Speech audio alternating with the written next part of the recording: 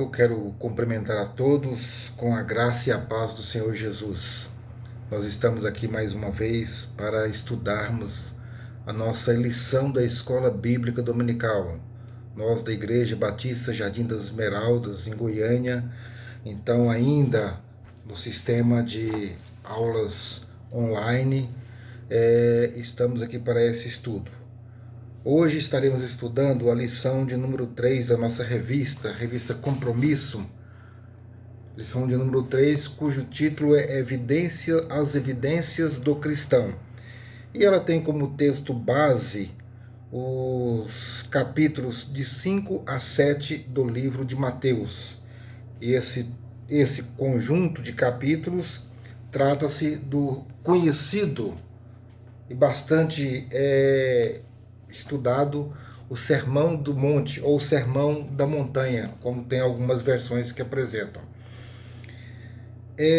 Estudar o Sermão do Monte, estudar esse texto é algo bem complexo.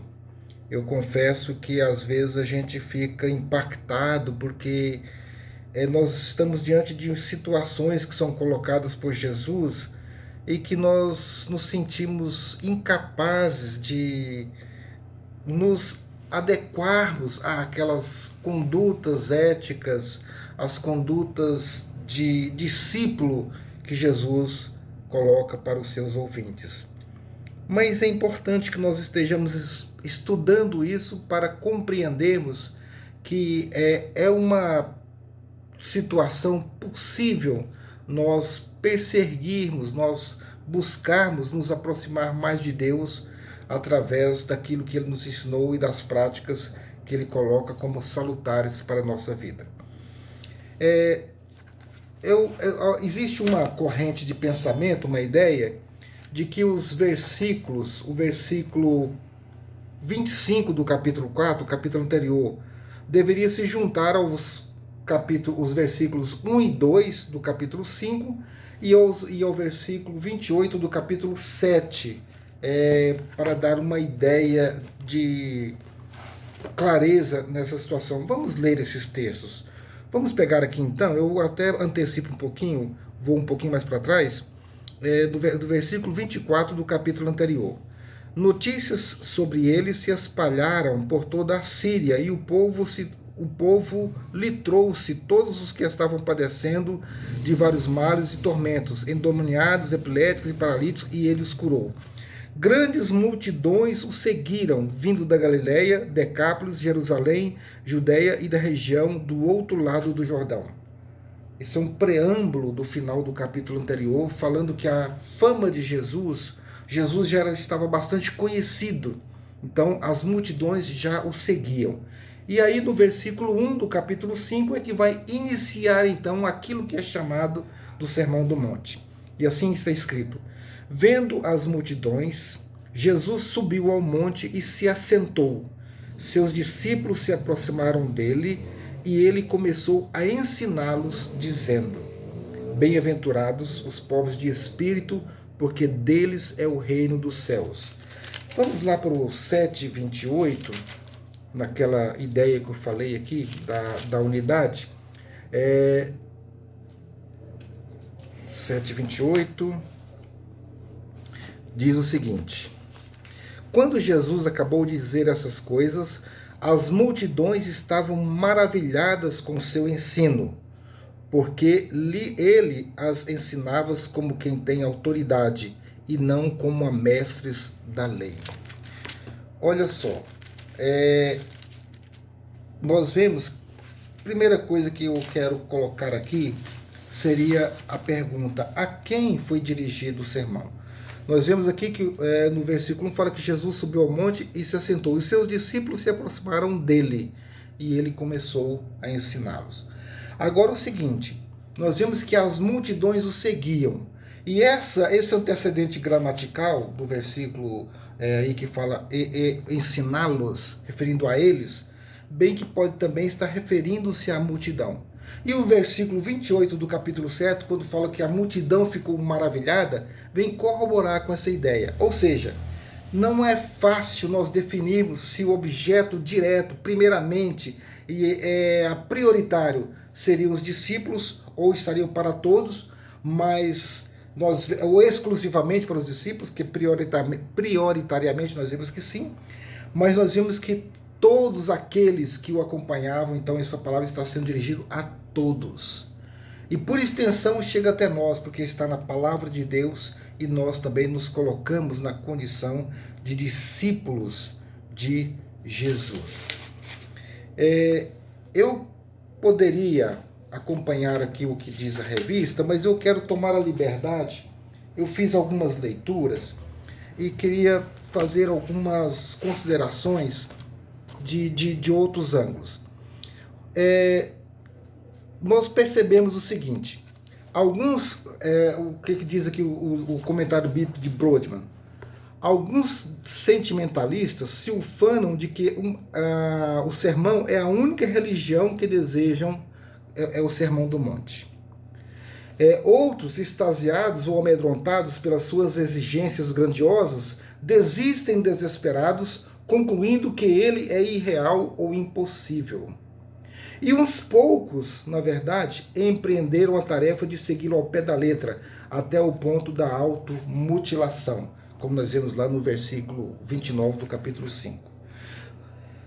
Mas, para quem é? Para nós, para todos nós, para os discípulos que estavam aos pés de Jesus, para as multidões interessantes, plural, porque na realidade existia vários grupos de vários locais.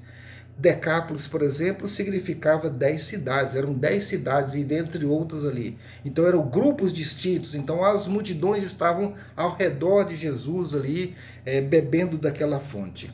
E nós vimos que a ideia do comentário bíblico de Brodmann aqui, e que eu acho que é interessante, é que a proposta do sermão que ele é melhor entendido quando é considerado em seu contexto, visto como uma exigência final e absoluta de Deus dirigida aos pecadores, a quem também é oferecida a aceitação com base na misericórdia e perdão. Nós vemos então que Jesus, ele estava naquele momento ali, ele estava preparando a sua igreja.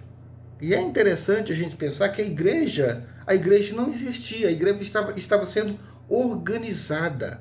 E Jesus está mostrando aqui agora, na realidade, o início na vida daquelas pessoas do reino de Deus na vida delas. Eles que estavam acostumados com o reino da terra, com os reinos dos reinos, o reino de Judá, de toda aquela região lá, mas agora Jesus está introduzindo na vida daqueles discípulos e daquelas pessoas que o seguiram, como é a situação daqueles que querem, que aceitam pertencer, participar do reino de Deus. E aí tem um aspecto que eu achei muito interessante, que eu quero tomar a liberdade de ler aqui também novamente, é que um estudioso, ele é um doutor na realidade, o nome dele é Jonathan Pennington. Ele é professor associado de interpretação do Novo Testamento e diretor de pesquisas de estudos de doutorado internacional, lá dos Estados Unidos. Ele escreveu um texto que fala que o sermão de Jesus é radical, mas não é inteiramente novo. Quando eu vi isso aqui, eu falei assim, como assim? Mas olha só o que ele diz. Por respeito a Jesus, muitas vezes presumimos que a sua mensagem foi como um relâmpago de coisas novas e maravilhosas que nunca haviam sido ouvidas pela humanidade antes. O sermão da montanha é um relâmpago. É a revelação direta de Deus vindo da boca do próprio Verbo encarnado. E aqui eu abro um parêntese, que é interessante a gente pensar o seguinte. Esse sermão, ele é um discurso de Jesus.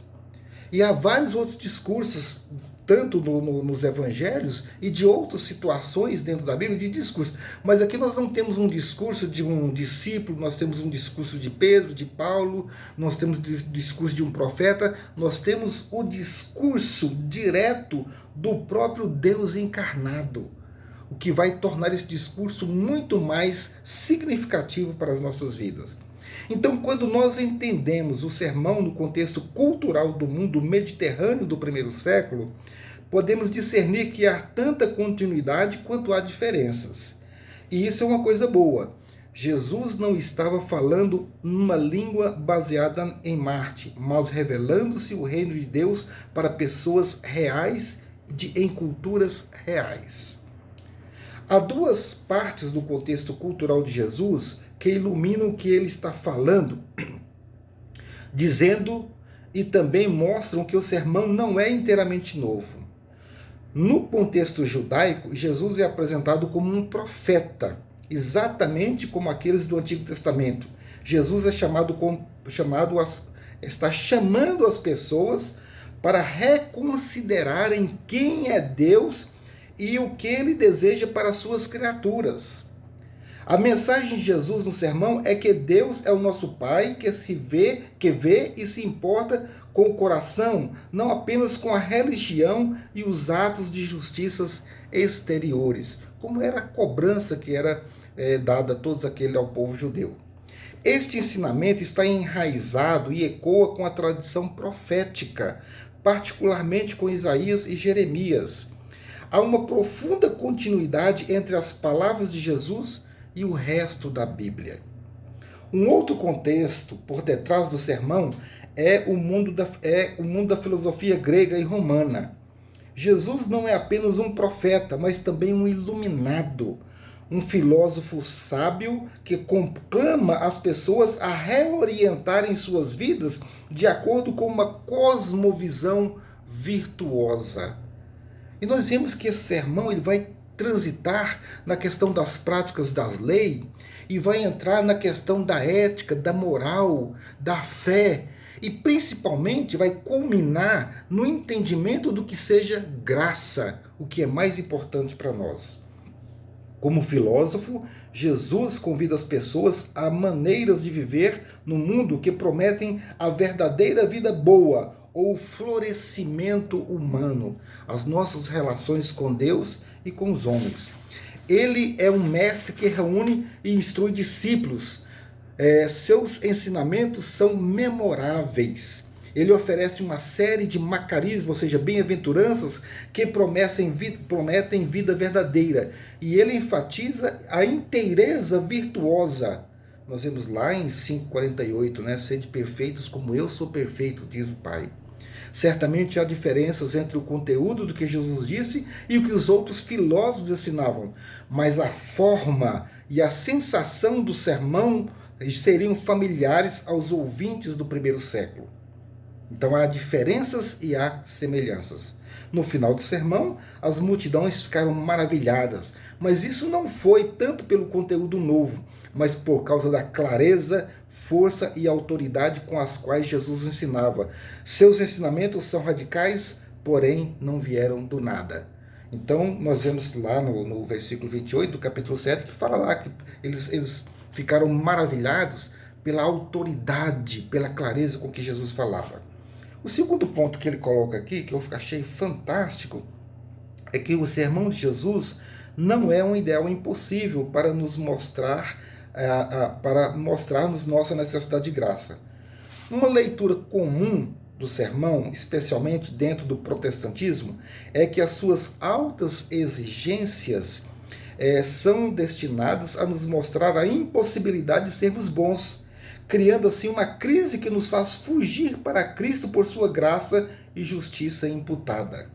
O chamado de Jesus para nunca sentir luxúria ou odiar, dar a outra face quando atacado, fazer atos piedosos com motivos perfeitos centrados em Deus, não se preocupar com o futuro e nunca julgar os outros, tudo isso é impossível de se fazer perfeitamente. Isto nos mostra a nossa necessidade desesperadora pela obra redentora de Cristo em nossas vidas.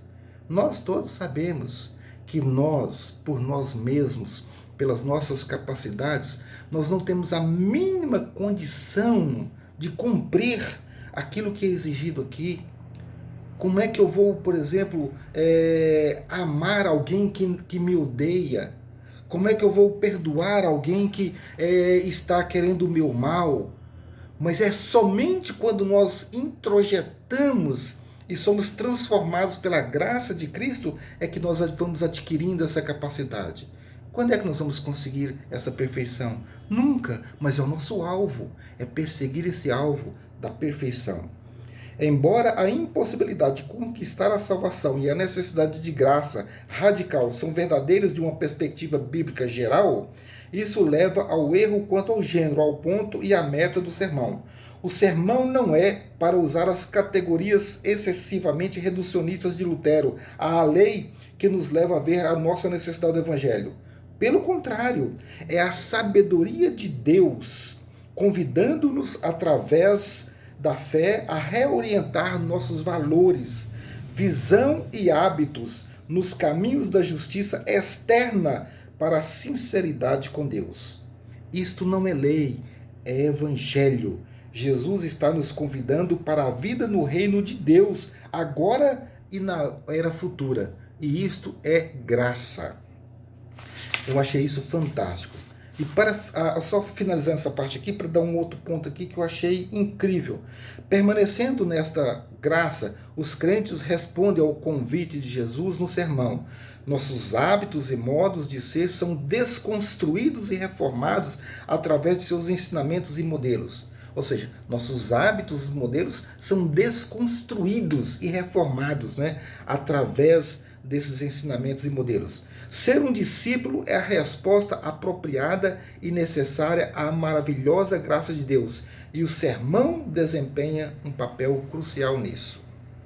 E agora, olha só que interessante, é o último ponto que esse doutor estudioso aqui fala. O sermão de Jesus era para ser memorizado e servir como fonte de meditação constante. No mundo ocidental, estamos repletos de Bíblias. Nós temos Bíblias em casa, Bíblias impressas, nós temos Bíblias nos smartphones, nós temos Bíblias no computador.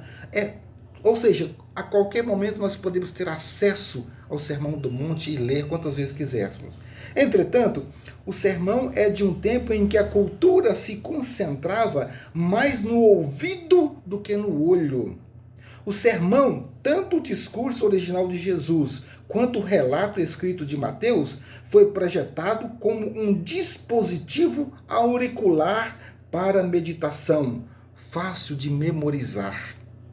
É um dos 5 blocos dos ensinos de Mateus que reúne os ensinamentos sobre de Jesus sobre vários temas, apresentando-os em uma estrutura temática memorável, geralmente em conjunto de 3, com imagens vívidas e linguagem poética, para que os discípulos possam facilmente ouvir, memorizar e assim meditar no que o mestre disse. Ser discípulo é memorizar os ditos do mestre e modelar a própria vida na dele.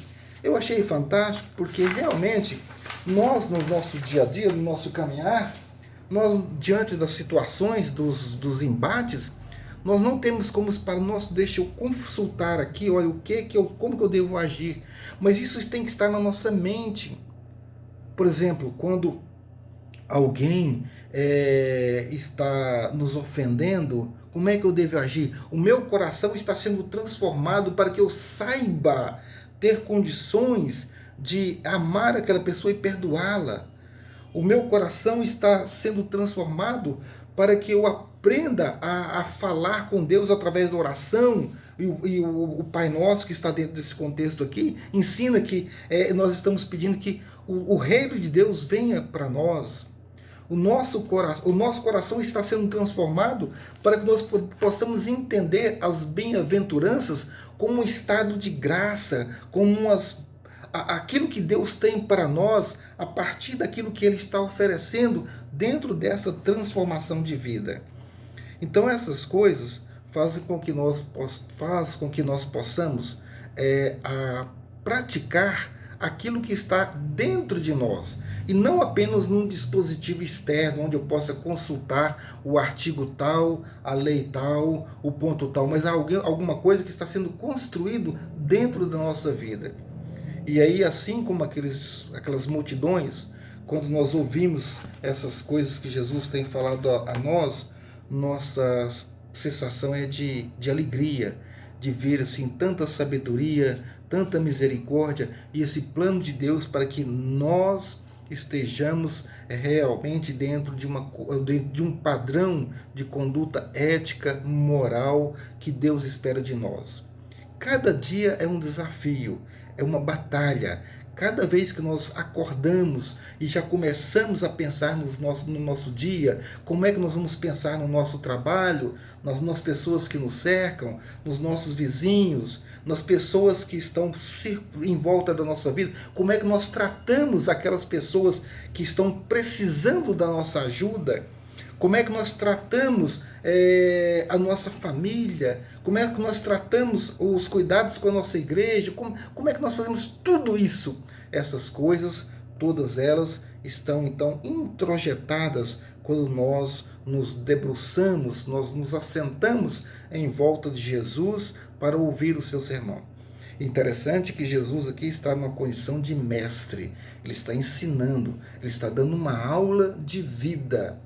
Ele está dando uma aula de como deve ser o seu dia a dia, uma aula de como você deve se portar, como você deve agir, como você deve pensar, como é que você deve viver tendo o reino de Deus na sua vida. Ou seja, nós estamos neste mundo, mas nós não somos desse mundo. Nós temos uma esperança futura, e é uma esperança que faz com que nós acreditemos que nós temos condições de caminhar dia a dia perseguindo esse alvo da perfeição em Cristo. Não porque nós temos capacidade, não pelas nossas forças, não pela nossa sabedoria, não pela nossa arrogância, mas pela fé e pela aceitação do sacrifício de Jesus Cristo na cruz. Então, pela graça, tudo o que nós tínhamos que fazer já foi feito. E então nós recebemos isso das mãos de Deus, algo imerecido para nós. E essa graça que faz com que nós possamos ter forças para enfrentar os embates.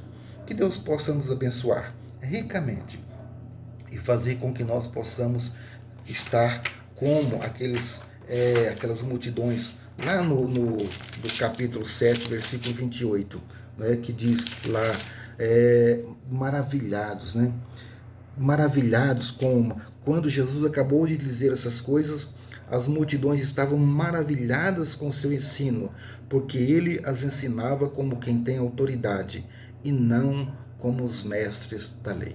Que Deus possa nos abençoar, que tenhamos uma semana de paz, que Deus possa conduzir as autoridades, conduzir os cientistas, os médicos, para que nós possamos superar esse período tão difícil, impensável, e que possamos retornar à normalidade, aos encontros, às atividades na igreja, à nossa vida dentro daquilo que nós estávamos acostumados a fazer, não com todo o processo de adaptação. Apesar de que nós nunca mais seremos os mesmos. Os nossos hábitos em decorrentes da pandemia serão mudados. Assim como nossos hábitos são mudados a partir da leitura e da aceitação da palavra de Deus, essas coisas mudam a nossa vida, o nosso modo de ver, o nosso modo de caminhar, o nosso modo de pensar. Que Deus possa nos abençoar.